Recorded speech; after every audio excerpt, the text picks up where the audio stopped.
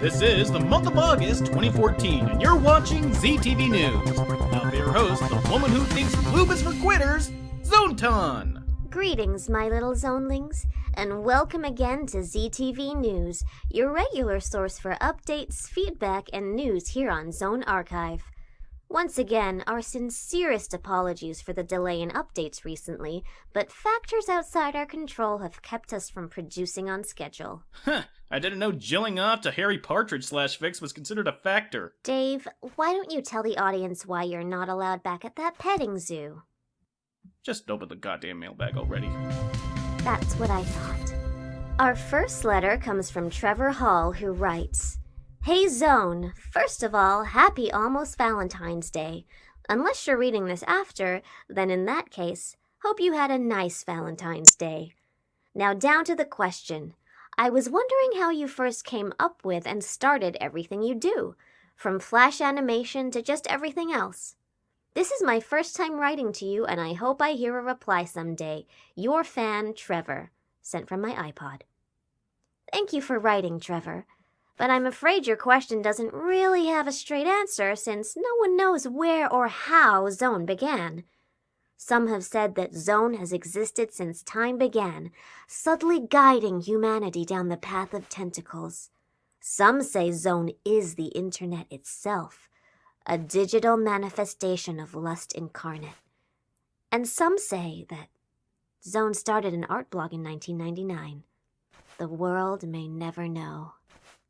Our next letter comes from Jane Oliver Rutherford, who writes, Hello, Zontan. I just wish to say I am a fan of the work you do on Zone Archive and YouTube. You bring a certain sophistication and humbling approach to the adult and somewhat taboo of our society. Just to make a note on your last YouTube episode, I disagree with Dave. You are not a cum dumpster. You just love sex and there is nothing wrong with that. As for a question, how is it you can come up with some of the most unique situations for your parodies? Is it a collaborative workshop or simply random ideas thrown out until one has a majority vote? I would be most grateful if you were to read this email on the next ZTV News. Oh, and a big hi to Lemmy too. He's so cute. Sincerely, Jane Oliver Rutherford. Thank you for writing, Jane. And Lemmy thanks you too. As for your question, the process is nothing at all like how you described. It's mostly Zone working with the material that's presented.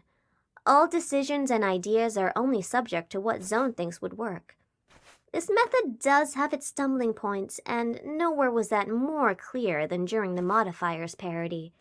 Because there was only a pilot to work with, sound files, characters, and possible scenarios were unfortunately scarce. But where source material came up short, ingenuity was there to lend a hand. The details are kind of messy, but suffice to say that not every sound clip you heard from the parody was actually lifted from the original show. In a phrase, it's all about expansion within boundaries. Don't have a means to overcome an obstacle? Find a different way around it. It's the cornerstone by which Okay, wrap it up, Noam Chomsky. We don't have all day to hear your goddamn thesis. The one time we get an intelligent question on this show and you're trying to play me off like it's the Oscars? Damn straight I am. The people don't want to hear about the theory and practice of erotic satire. What they want to hear are emails like this. CZL945765169 writes, Did you notice that your belly button? Why, don't fuck this. How do I even respond to this, Dave? Beats me, Twinkle Bitch. Why don't you give it some thought while we move on to my favorite segment? Don't say it. Silence! It's time for the gallery. Our first piece is The Elegant Too Scandalous by Nocta Eterna. It depicts our Zontan as a refined woman, with wine goblet in hand, flanked by her gentleman Lemmy, who is all too happy to refill the lady's glass on the off chance she becomes inebriated enough to give up the butt. Lemmy doesn't need to get me drunk to make me... Oh my god, I just said that out loud. Silence! We continue. Our next piece is The Playful Happy Fapping by Tenebrew. At first, our Zontan seems embarrassed to be seen holding what may be a pleasure apparatus, but her inner self cannot be denied. She relishes being exposed for who she is. This drawing is really cute. What in the world am I supposed to be holding? Greninja's tongue scarf? Sure, Zontan. Let's go with that. Our last piece is the sensational Happy B-Day ZT by Razamatsu. Here, our Zontan offers her beloved Harry Partridge a slice of cake in a manner that he once made famous in one of his works. Perhaps Harry wants some cheese with his cake. In the immortal words of Pam from Archer, sploosh. Oh, sorry, I was somewhere else. But now it's time to welcome our very special guest. He's an incredibly talented Flash artist, and we're lucky to have him in the studio with us. Please give a warm welcome to Red Minus. Hello, Zontan. Ton. Whatever. Thanks for having me. I'm glad to be here. Well, I'm certainly glad to hear it. There's been a lot said about you and your work ever since you burst on the scene with your Marvel vs. Capcom 3 tune. A personal favorite of mine, by the way. Well, thank you very much. I appreciate that. But to get back on track, one of the more intriguing things that's being said is that you, Red Minus, are really Zone. Yes, and I'm glad you asked. Now that I'm here, we finally have the opportunity to clear the air and definitively settle this matter once and for all. Probably. Probably? Well, what we're asking here is a question of individual identity, when perhaps what we should really be considering is the nature of identity itself. Am I Zone? Are you Zone? These questions are just small components of the much larger enigma of the nature of our shared existence. Such binary absolutes as is or isn't really have no place in the perception-based reality in which we all mutually participate.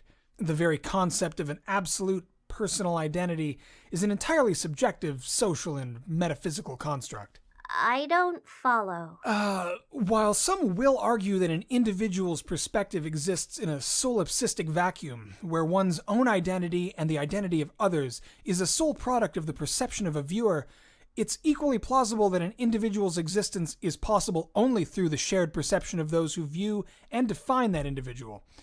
For example, when you're watching hentai and you see a butthole, you probably ask yourself, did Zone draw that butthole? Or did Minus draw that butthole? Or did you, the viewer, draw that butthole simply by your interpretation of the arrangement of squiggly lines on the screen? Would you touch it?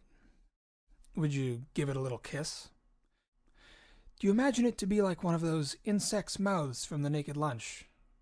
Would you feed it something? What would you feed it, if you could pick anything? Probably like a hot dog or a cucumber or something like that, knowing you. That would be my guess.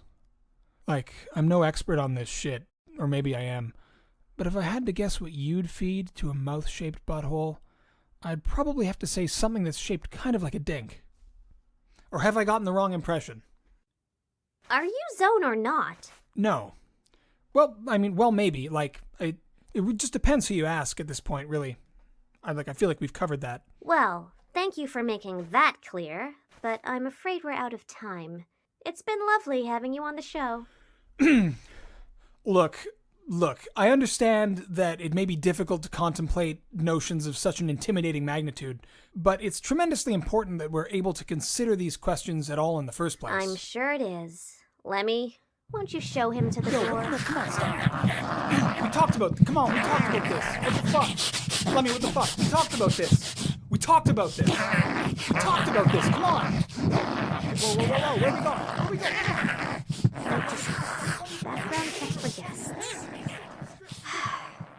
Well, we're rounding third and heading home, so let's finish us out with our coming attractions. Many of you remember that a while ago we teased that Yoruichi from Bleach will get her turn on the archive someday.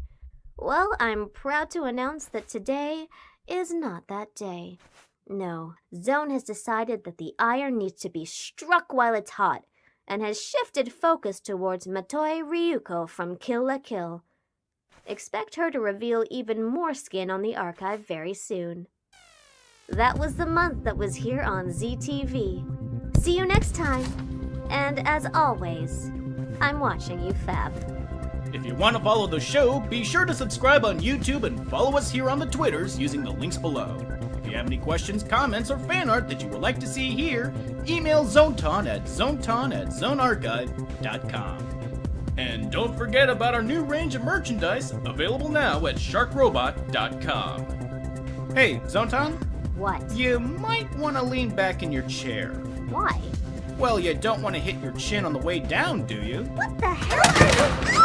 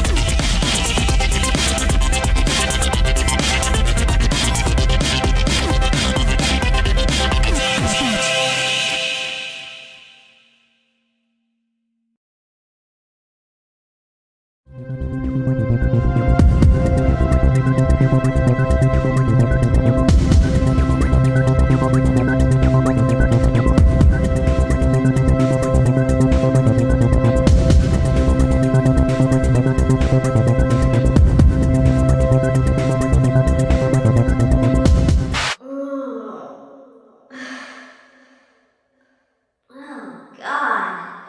Where am I? Can I go now? It's been over a year. Who gave you back your speaking privileges?